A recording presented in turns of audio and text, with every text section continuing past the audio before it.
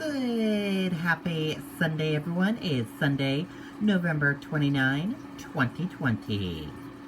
I'm Riley King, and welcome to this Sunday edition of Politics with Riley King. We got a lot of political news to get to this Sunday morning, so let's begin. First up, proposed impeachment investigation against Governor Sununu exposes fractures in GOP majority. Leaders call movement foolish. Let's take a listen to that video. From WMUR News 9, Adam Sexton.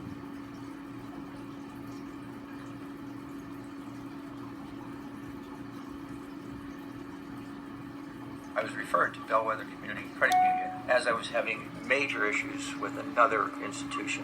I applied online, and within 30 minutes, We can go on all day about the great things that this budget does, but most importantly, I just want to thank these guys for getting it done. They really did a great job.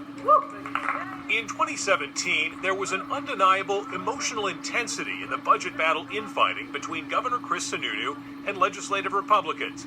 Now, with the GOP returning to the majority at the State House, that internal fracture is being exposed once again, as a handful of Republican reps are calling for an impeachment investigation to be launched against Sununu over his handling of the COVID-19 pandemic.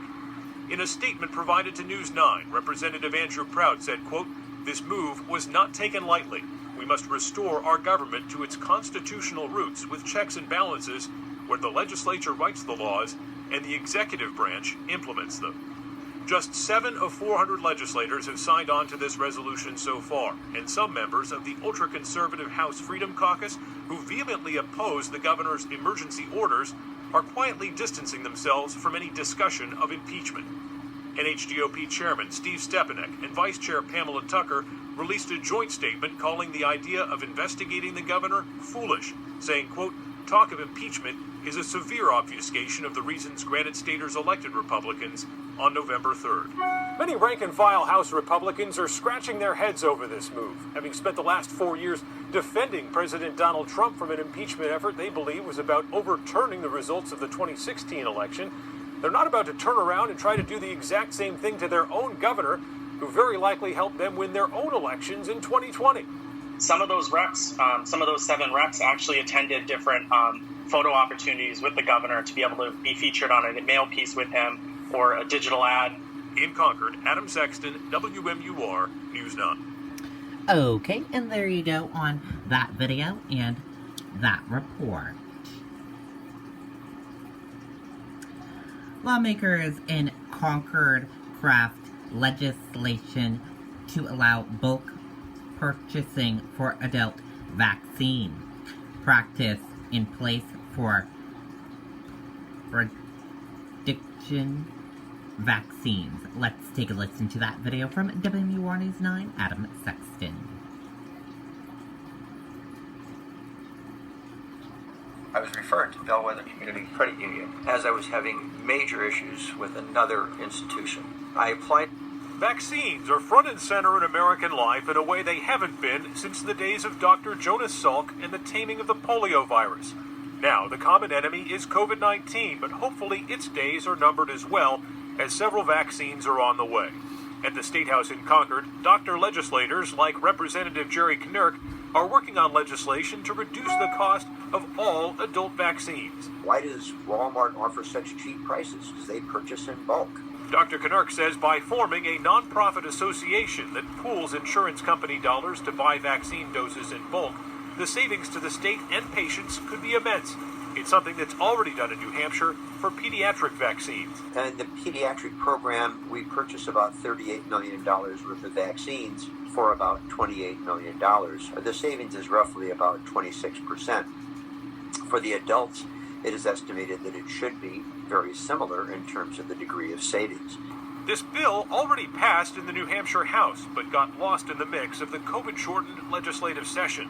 On the pandemic front, the federal government is expected to pick up the tab for COVID vaccination, but if gaps in funding arise next year or suddenly states find themselves in the position of trying to obtain more vaccine, it's possible that passing this legislation could come in handy. I think it'd be a great program if it could be fast-tracked to be put in place. If we could get this in place by May or June, that'd be wonderful. If the bill passes, it will take time to get a bulk purchasing program up and running.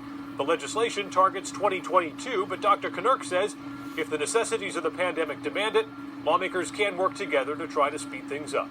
So we can hope we can get this through and just save New Hampshire a lot of money. In Concord, Adam Saxton, WMUR News 9.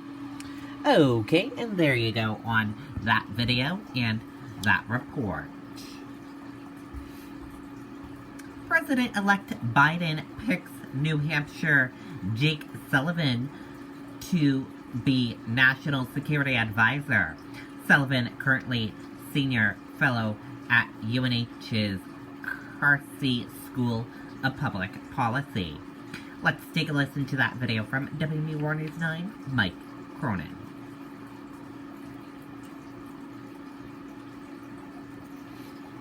Command the season at Quirk Kia in Manchester, our dealership at your doorstep. Right now, you can lease a new 2020 Kia Sportage LX all-wheel drive for just $129 a month, and Quirk will deliver to you. QuirkKiaMH.com.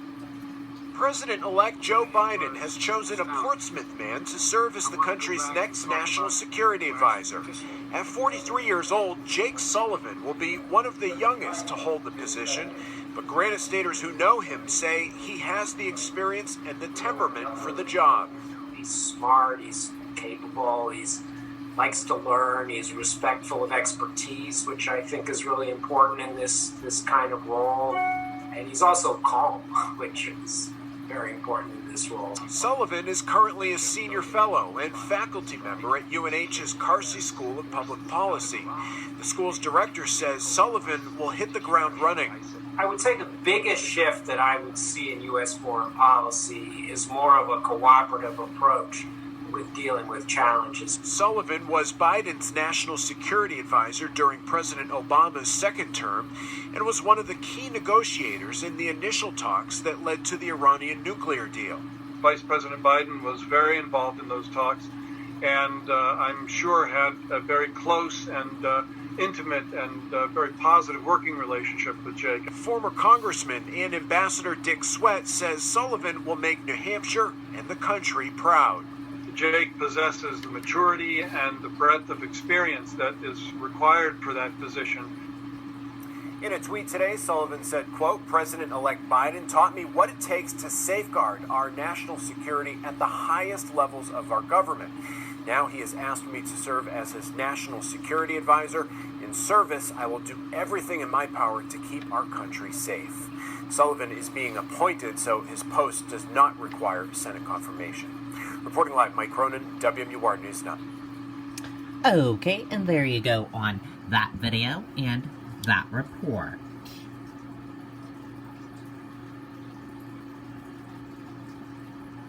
Pandemic inspires new bills.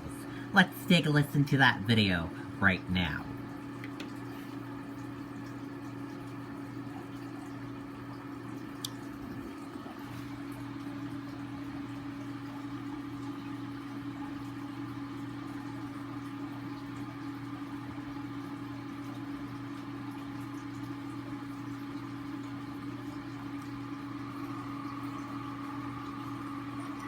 Good evening, everyone.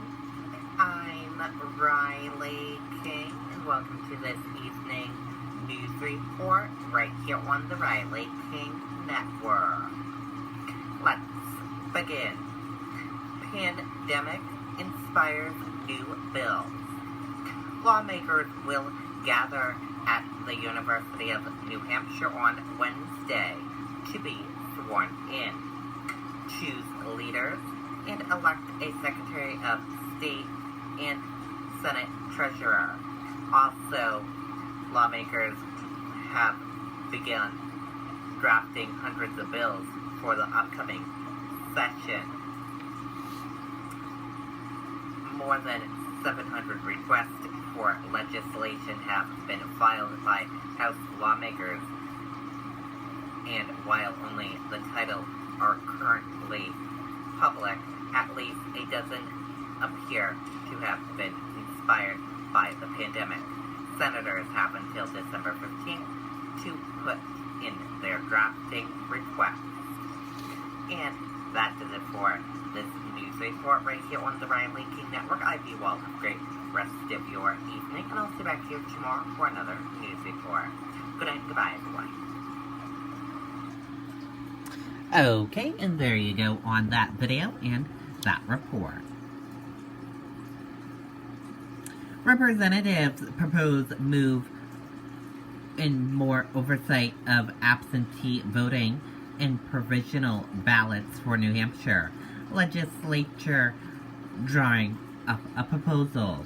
Let's take a listen to that video from WMUR News 9, Adam Sexton.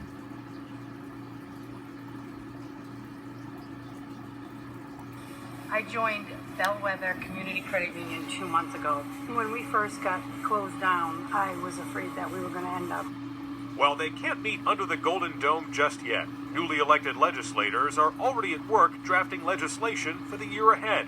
It's no surprise, changes to voting laws are a hot topic. Republicans are working on bills to increase citizen oversight of the processing of absentee ballots. Newly elected state rep and former state Supreme Court Chief Justice Robert Lynn wants to introduce provisional ballots, which are used in other states when there are questions about a voter's eligibility.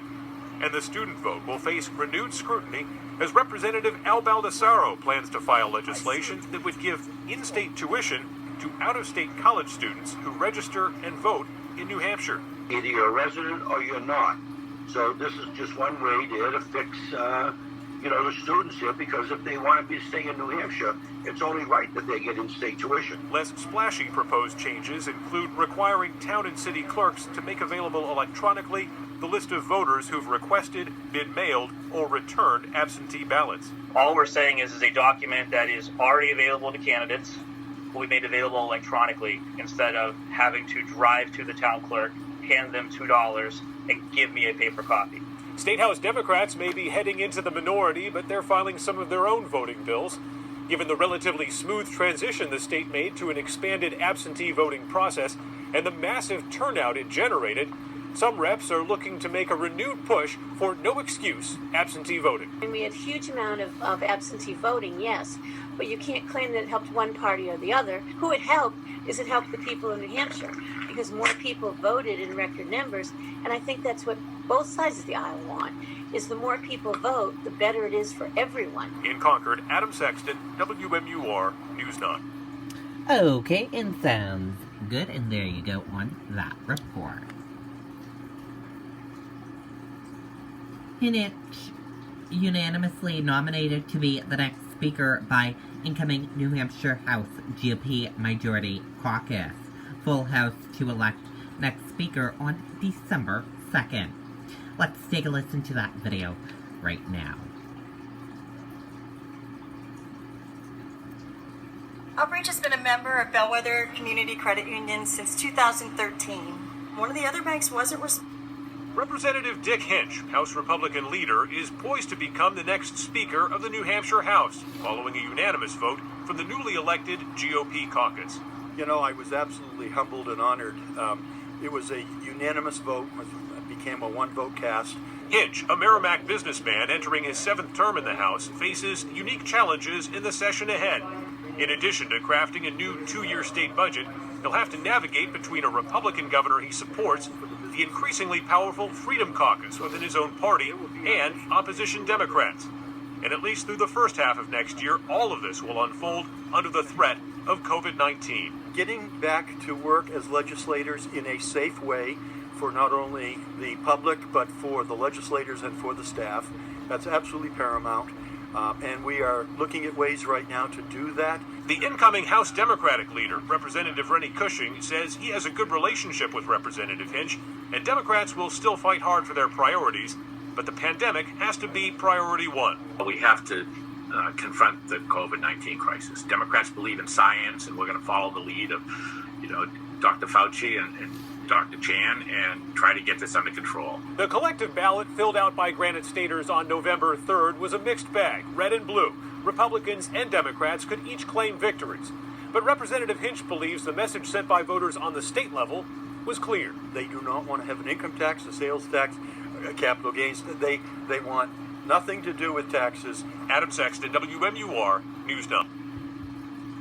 Okay, and there you go on that video and that report. And thank you for joining us for this Sunday edition of Politics with Riley King. Have a great rest of your Sunday, everyone. I'll see you back here next Sunday for another edition of Politics with Riley King. Goodbye, and have a great week as well.